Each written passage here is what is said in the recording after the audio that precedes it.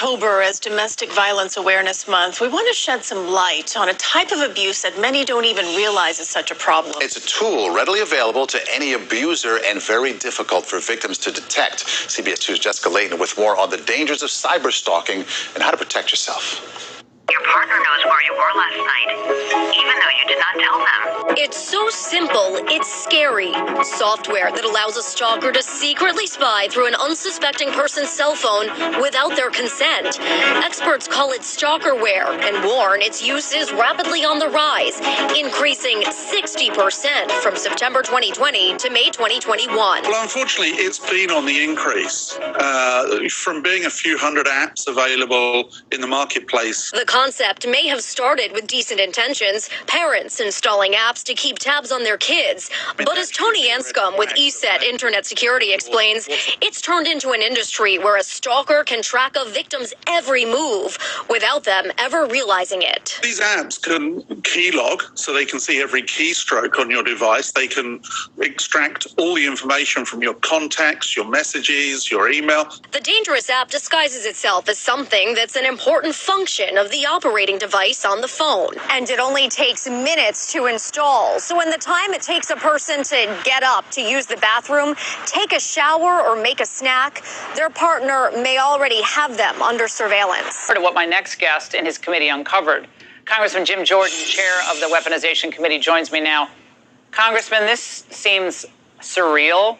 Now, that whistleblower said there's hardly any recourse because the FBI just investigates itself. Yeah, he won a promotion. He was transferred from Kansas to Virginia. The day he gets here, he learns that they suspended his clearance, said they questioned his allegiance to the country. A guy who did 2 tours in our armed services for our country, questioned his allegiance, won't let him get access to all his belongings, his clothes, his furniture. 4 children, a 2-week-old newborn, wouldn't let him get access to their clothes, their toys, their winter coats. That's how bad it was. So here's what we know, Laura.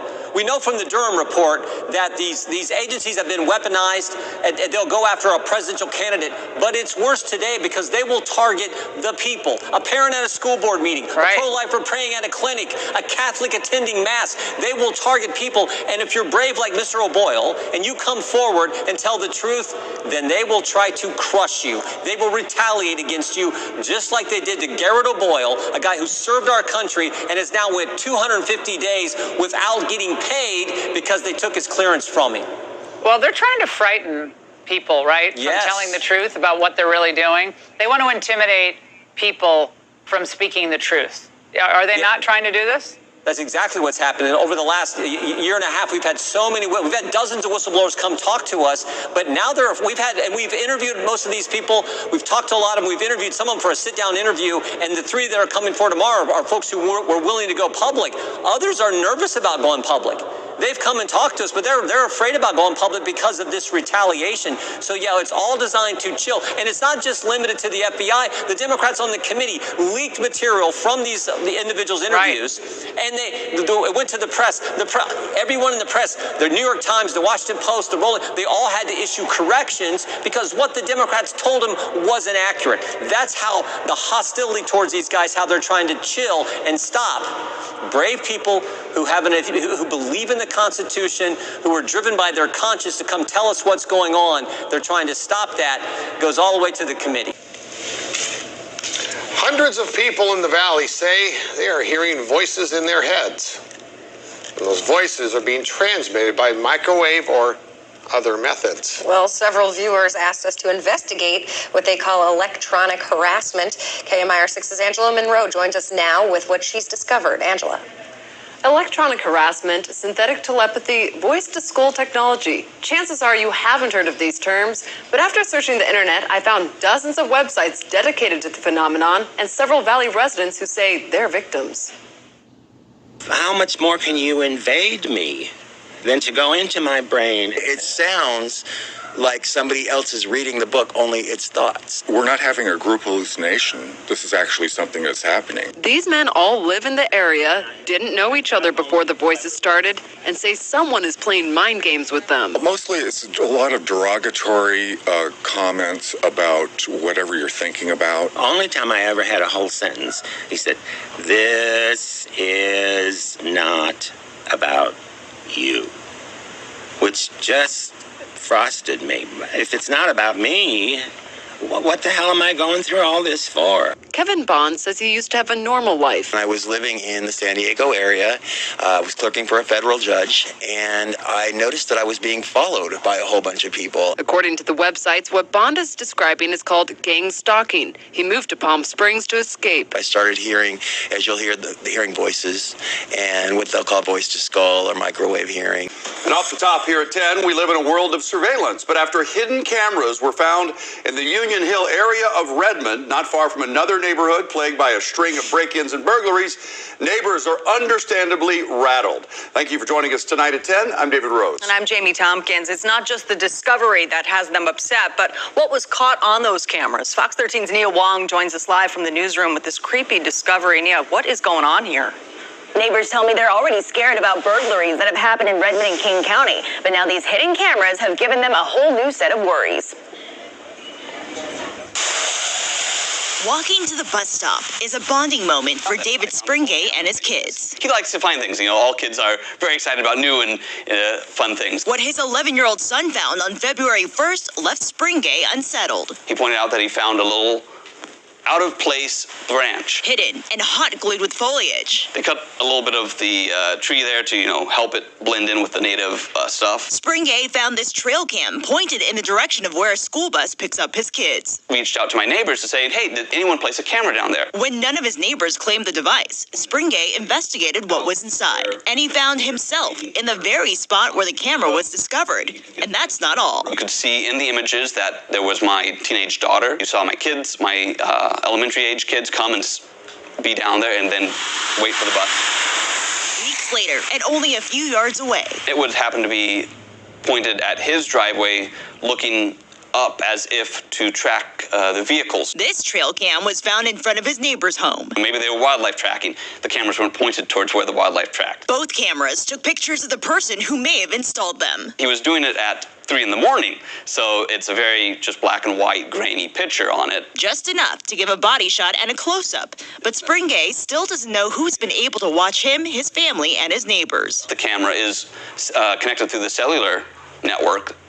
All those images were being potentially uploaded directly to whoever had placed the camera there. Springate turned the trail cam over to the King County Sheriff's Office. He says he was told there's really no crime. Potentially, you could have a trespassing if they came onto the thing.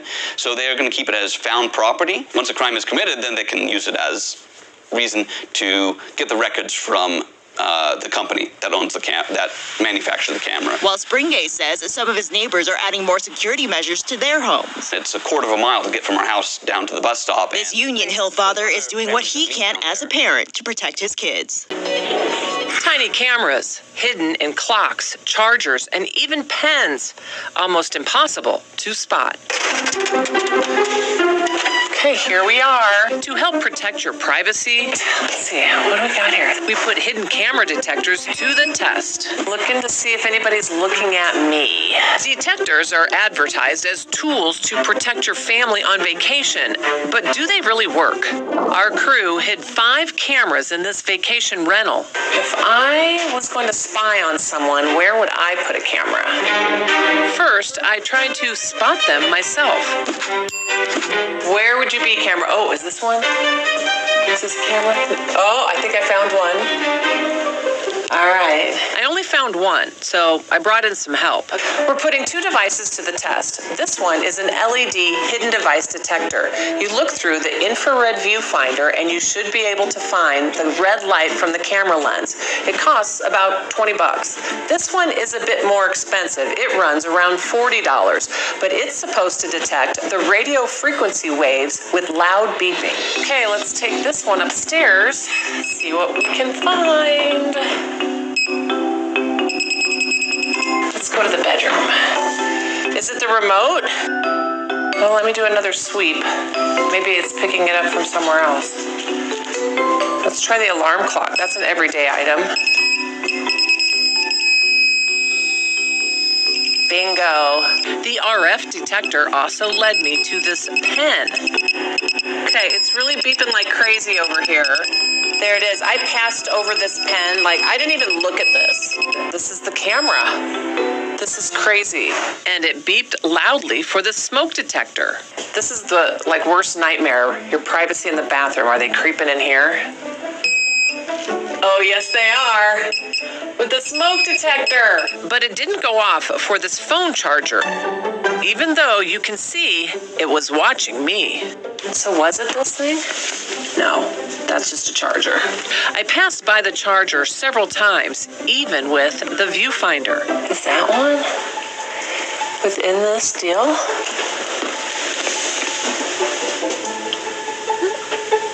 No, that's just a plug. The camera should light up like this, but it was hard to see those tiny lenses from far away. We ordered all of this on Amazon, less than $300 total. Yeah, it's right in the deer eyeball. At Fox's Spy Outlet in Sacramento. Some headphones, we have some key fobs. The cameras are more creative, even hidden with your morning coffee. On the top, you'll see the spot where you would normally drink. And then you see the little heat marks saying, okay, it's a hot. That's your on button. And then your camera lens is right here. Manager Scott Olson says customers come in with concerns about vacation rentals. People coming in here saying that when they travel, they get a bad feeling that they're being watched. He says it's not a bad idea to pack some extra equipment for your next trip. Having equipment to make sure that your privacy is being protected is very wise. Smart tips to make sure your vacation memories are captured only by you. So yeah, you have to not just look for regular type of cameras. You need to look at your everyday items. Ha! Gotcha. In South Lake Tahoe. Michelle Bandur, KCRA 3 News. That your phone can deliver such extraordinary experiences, things like the fastest way to get home, or a show or a podcast you might enjoy, is because it tracks you. It tracks information about your behavior and where you go in the world. Now, it turns out that a company is selling that information to police such that they can surveil millions of Americans in their most intimate habits, and they can do it without a warrant. When you download an app and it asks if it can use your location data, you probably understand that you're letting that company know where you are from now on. What you probably didn't know is that you also gave the app the permission to sell that data to pretty much anyone. And now, a privacy group has discovered that dozens of law enforcement agencies across the country have been buying that data in a piece of software called Fog Reveal, which says it can give them the power to track the movements of 250 million Americans, often without a warrant. A 2019 user's manual from the company, received from a police department under a Freedom of Information Act request, promises that what used to require, quote, witness interviews and travel records can now be revealed in minutes. Even if your local law enforcement agency didn't have a contract with FOG, it's likely that your data was caught up and is in FOG's database. Here's the thing. You and I and anyone else walking around with a phone the last few years has already been inside a vast surveillance network. But the police didn't build it. The tech industry did. They did it so that they could follow our habits and predict our patterns and basically follow our location so they could sell us stuff. The police are just purchasing access to that system like anyone else. And here's what they're getting for their money. There is no record of the San Francisco Police Department using Fog Reveal, but let's take a day in this city as an example. First, I went to the heart of the downtown waterfront, the Embarcadero, to meet Patrick Jackson, an expert in tracking technology. What kinds of information can a data broker amass from all these different apps we've given permission to? So they collect everything. They may collect your email. Another app, they may collect your phone number. But those pieces of data are tied together with something called an advertising identifier. Does that include where you have been? Yes. A spokesperson for the company that makes Fog Reveal says it does not display personally identifying information to police. So what Fog, as I understand, is serving up is just the identification of some devices that are in an area, not tied to the actual person. So there are advertising related IDs for each device.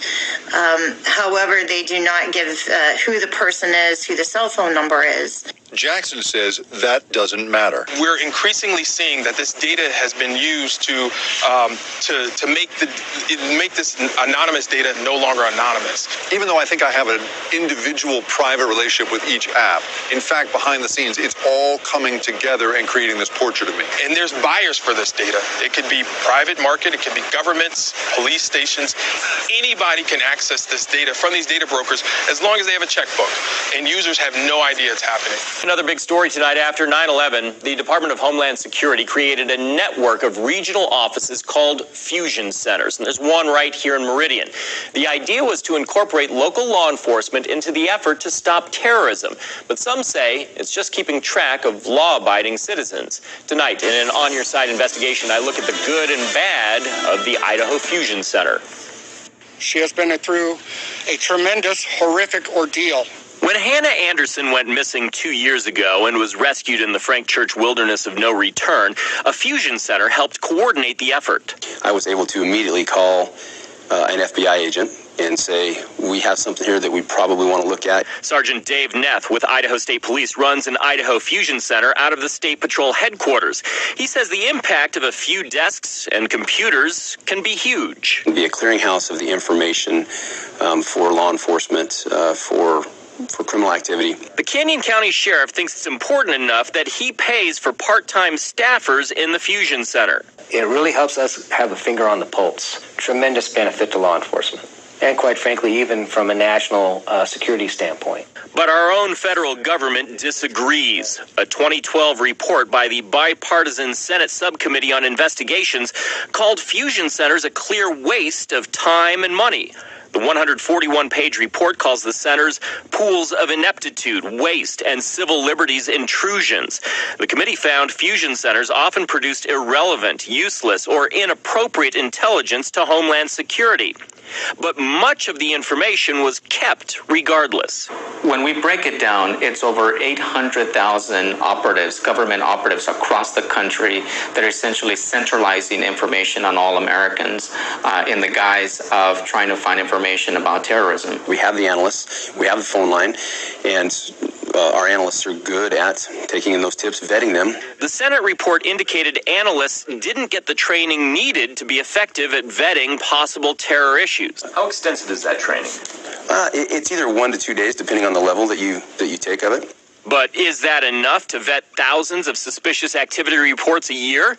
The Senate report said no fusion centers had come up with significant information on terrorist activities since they were started in 2009. Government reports show that they really haven't been as successful, and the information that they're gathering really has not been as useful as well with regards to their intended goal. The ACLU says fusion centers are an opportunity for the federal government to co-opt local law enforcement in an effort to do what the CIA is not allowed to do. It's moving in the direction of domestic surveillance to the level that we have never seen before.